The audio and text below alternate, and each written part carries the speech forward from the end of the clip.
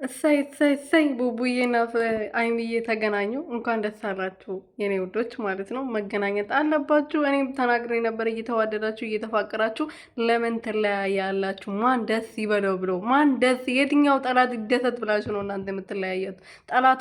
ጠላቶቻችሁ እንዲ ምን ነው እናንተ።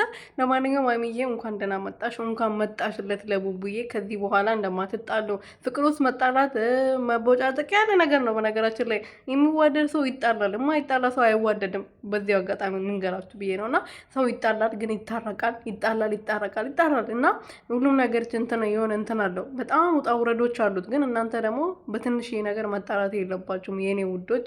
እንኳን ፈጣሪ አንድ ላይ ያገናኛችሁ፣ እንኳን ተገናኛችሁ። አይምዬም እንኳን መጣሽ። ከዚህ በኋላ ብትጣሉ ራሱ የሆነ ራስሽን ለማረጋጋት መራቅ አለብሽ። ግን ብትርቂ ራሱ እንደዚህ ከሀገር መውጣት ምናምን ባታስቢው ለአንቺም ለሱም መልካም ነው። እና አትጣሉ የኔ ፍቅሮች። ስለተገናኛችሁ ደስ ብሎኛል። ማርያምን በቃ የሆነ ደስ ነው ያለኝ ማለት ነው። ትናንትና መምጣቷን አይቻለሁ፣ ግን ዛሬም ደግሞ እንደዚህ ተገናኝተው ሲተቃቀፉ ምናምን በቃ የሆነ ስሜት አለ። ፈጣሪ አይለያችሁ። ፈጣሪ ከዚህ በላይ ተጋብታችሁ ወልዳችሁ ከብዳችሁ ለማየት ያብቃን። አሚን በለው።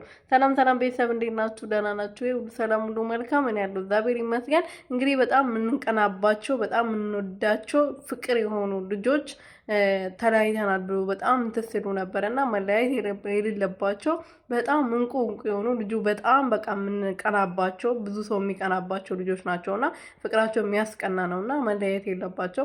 እናንተ ደግሞ ትልልቅ ሰዎች ናቸው፣ መጣላት የለባቸው። በዚህ ሰዓት በጣም ብዙ ጠላቶች አላቸው። እናንተም እንድትለያዩ እናንተ እንድትራራቁ የሚፈልግ በጣም ብዙ ሰው ስላለ እናንተ ደግሞ መንገዱ መክፈት የለባቸው። ሰይጣን ትንሽ መንገድ ነው የሚፈልገው። እናንተ ሰይጣኑን ማሸነፍ አለባቸው። ስለዚህ አትለያዩ፣ ከዚህ በኋላ አትጣሉ። የእናንተ ፍቅር ናፍቆና እንደዚህ ጭቅጭቅ ስትጀምር እናንተ ጋር ጭቅጭቅ አያምርም። እና የኔ ወርቆች ለኦዲየንሶቻችሁ በጣም ክብር አላችሁ።